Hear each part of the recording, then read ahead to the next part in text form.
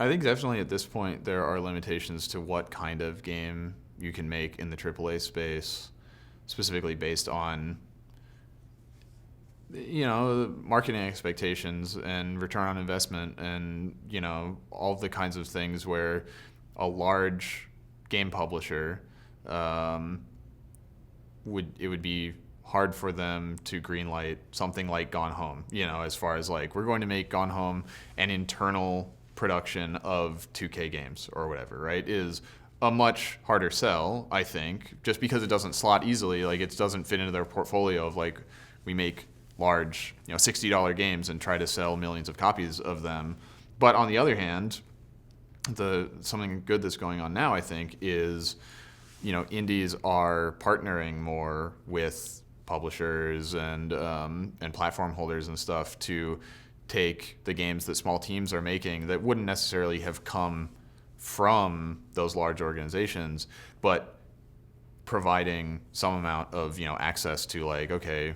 we will make it easier for you to get onto a PlayStation or an Xbox, or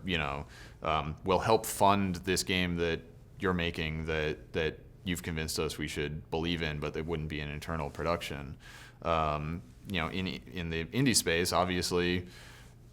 most people don't have access to anything like the resources to have dozens of people work on a single game, or to do really high budget marketing or anything like that. But personally, I feel like at this point, the limitations of working in indie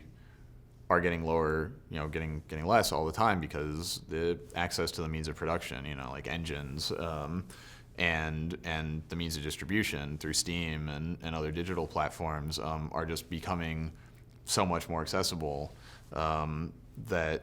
I personally, obviously since I made the decision I did, I feel like it's more like the kind of game that you can make in AAA. I feel like at this point is more limited than the kind of games that you can make in indie.